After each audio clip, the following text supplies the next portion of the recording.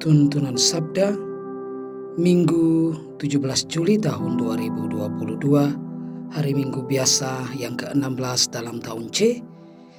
Injil Lukas bab 10 ayat 38 sampai 42.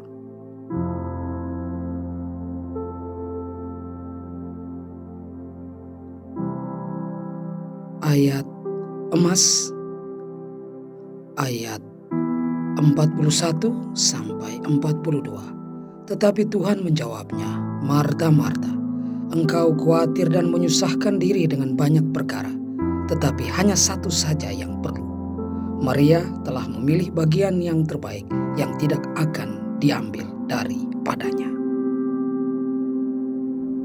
Bapak, Ibu, saudara dan saudariku yang terkasih dalam Kristus, pada hari Minggu biasa yang ke-16 ini, kita disajikan dengan kisah Maria dan Marta yang menerima Yesus di rumah mereka.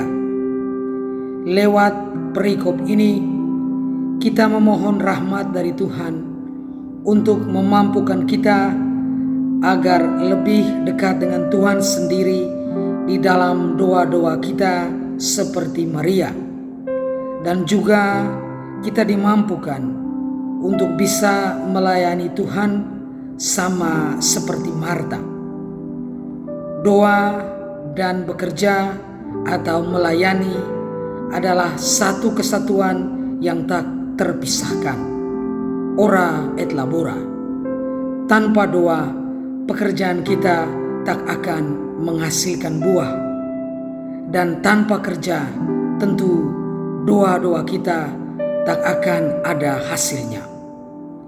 Maka pada kesempatan ini saya akan menyampaikan 3 hal yang menjadi pesan bagi kita di hari Minggu ini. Yang pertama, lebih banyak hal yang bisa dilakukan oleh doa daripada yang dimimpikan oleh dunia ini. Banyak orang melihat doa sebagai hal yang lemah yang sebenarnya tidak membantu.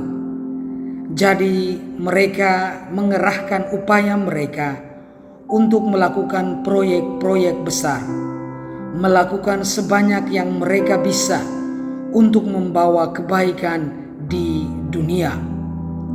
Ini adalah hal yang baik, tetapi doa itu penting.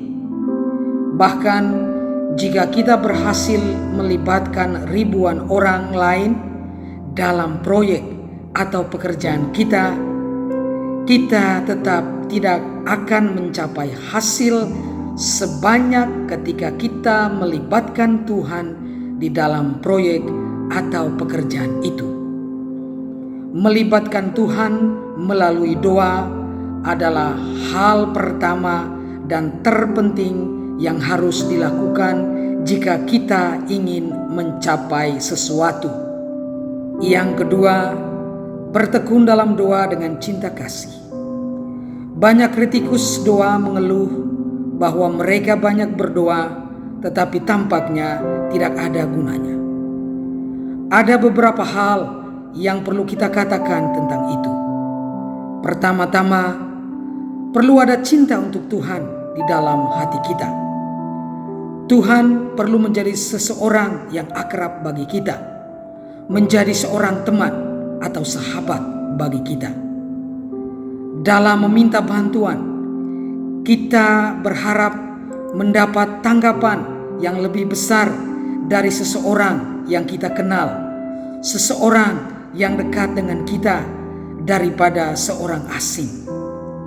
Bayangkan jika ada seseorang yang tidak kita kenal dan satu-satunya saat kita melihatnya adalah ketika dia membutuhkan bantuan dari kita. Apakah kita mengerti kebutuhannya dan akan memberikan apa yang dia butuhkan? Kedua, kita harus bertahan dan bertekun dalam doa. Seperti wanita Kanaan dalam Injil Matius bab 15 ayat 21 sampai 28 yang meminta Yesus untuk menyembuhkan putrinya. Kita harus bertekun dalam doa ketika keadaan menjadi sulit. Ketekunan wanita itu meningkatkan imannya dan pada akhirnya mendapatkan apa yang diinginkannya.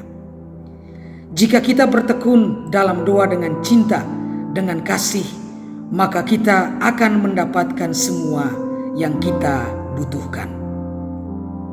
Yang ketiga, bekerja sama dengan rencana dan kehendak Tuhan daripada bersikeras dengan rencana dan kehendak sendiri. Kita perlu mengingat bahwa setiap doa memiliki efeknya atau pengaruhnya. Namun, seberapa sering kita kecewa ketika kita tidak mendapatkan apa yang kita minta? Apakah kita cukup terbuka dalam doa kita untuk membiarkan Tuhan bekerja seperti yang Dia inginkan, untuk mengikuti rencananya dan bukan rencana kita? Sekalipun kita tidak melihat hasil doa kita, bukan berarti Tuhan tidak mendengarkan kita. Tuhan selalu muncul pada kesempatan atau saat itu dan akan sering melakukan sesuatu yang jauh lebih baik daripada apa yang kita inginkan. Dia akan melakukan yang terbaik bagi kita. Dia melakukan semua yang baik untuk kita, bahkan jika itu tidak sepenuhnya sesuai dengan rencana kita. Kita mungkin tidak pernah tahu atau menyadari dalam hidup ini secara jelas bagaimana Tuhan mendengarkan doa-doa kita, tetapi hasil doa-doa kita rasakan, kita lihat dan kita alami. Yang dibutuhkan dari kita adalah sikap iman untuk menerima semuanya itu. Mari berdoalah dengan kasih. Bukalah hati untuk rencana dan kehendak Allah yang terbaik bagi kita. Dan percayalah, doa-doa kita memiliki kekuatan untuk melakukan banyak hal atau banyak pekerjaan di dunia ini. Shalom, salam damai sejahtera bagi kita semua, dan Tuhan memberkati.